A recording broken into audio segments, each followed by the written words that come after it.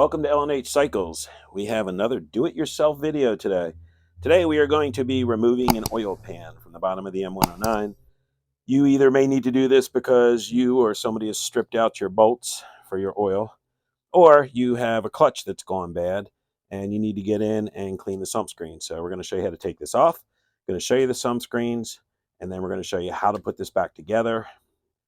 All these bolts right here are all the same size. Everything's the same except for there's two that have oil washers on the outside and two in the center. So we're going to have a diagram for you. We're actually have another oil pan that we're going to show you because you're more than likely you're going to be laying under your bike to do this. Fortunately for us, we're sitting on top of this thing because we're tearing this motor apart. So I'm going to go ahead and take this apart first.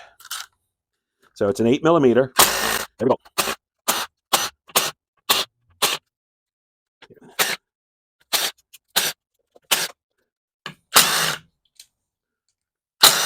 Now, some of these bolts in the back, being this is the front where your oil filter, some of these bolts in the back, you may need an extension. Being under the bike, they are hard to get to.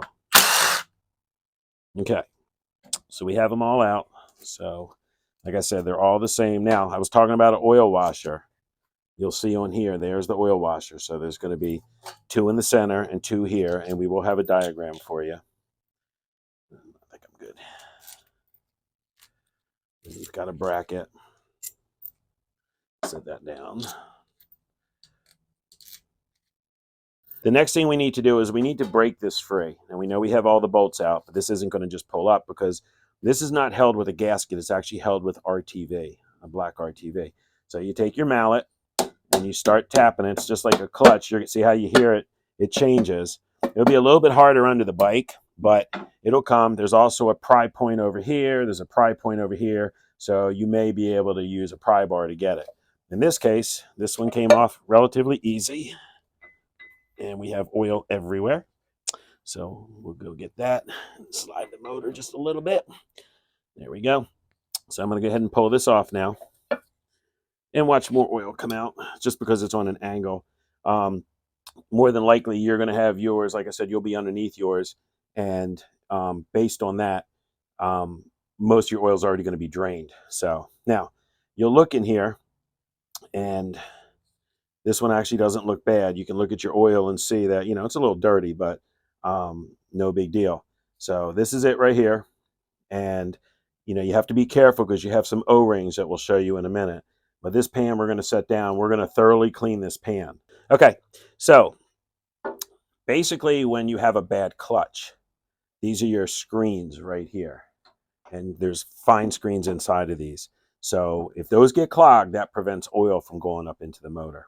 So what you want to do is they're just held by O-rings. So you take that out, you set that down, and you take this one out just like that, and you can set it down.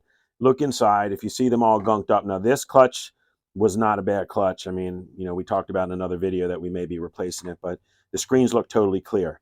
They do have O-rings on here, on the bottom side right here, so when you put them in. And then down lower here is your oil pressure regulator.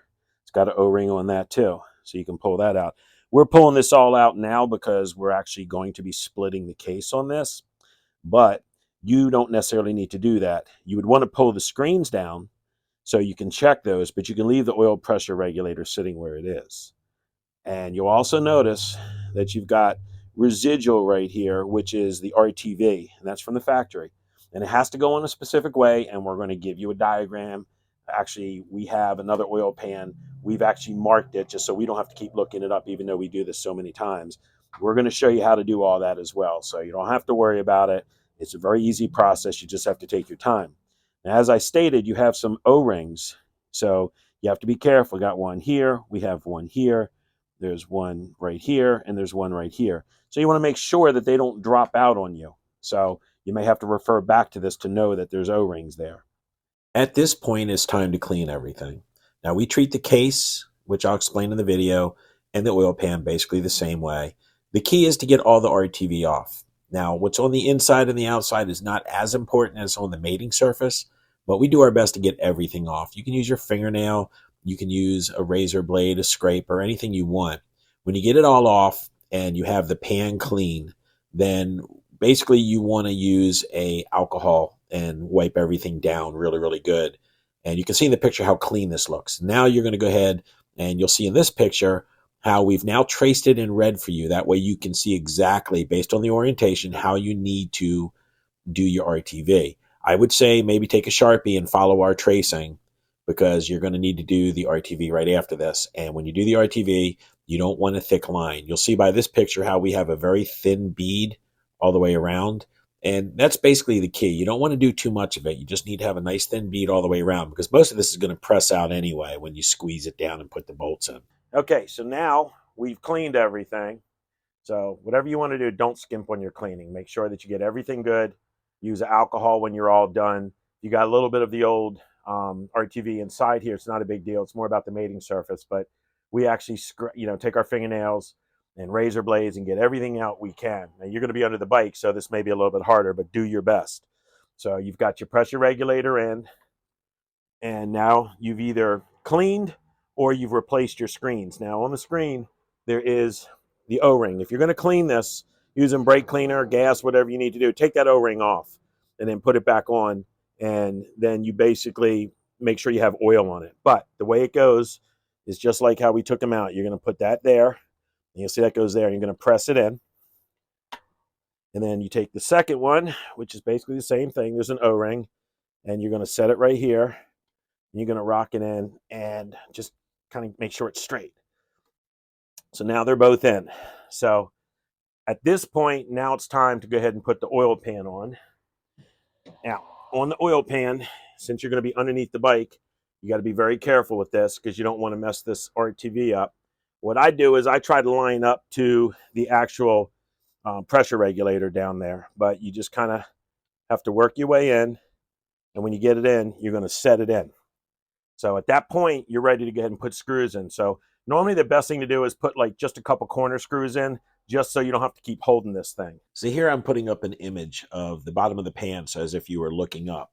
Looking at the image, you'll see the front, and the bracket up on the top right, that is actually the stator side or the generator side of your bike.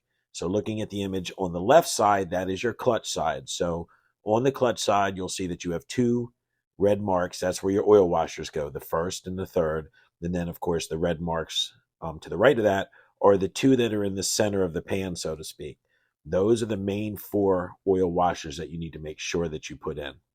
Now that you have all your bolts in, you need to tighten them down in a star pattern. So top left, down the bottom right, bottom left, top right, back and forth. The key is just to make sure that you tighten this pan evenly. I've already done that in the video. I'm just going around now and checking to make sure that I didn't miss any of the bolts.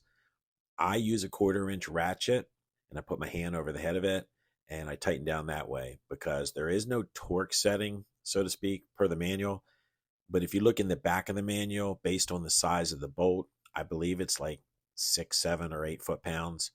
I just snug it down till it feels comfortable. So you'll see you don't want to break a head of the bolt off. So if you just get a good snug on it, it'll actually be just fine. And that's why I do it this way. We want to thank you for watching this video, and make sure that you hit that subscribe button for more do-it-yourself videos.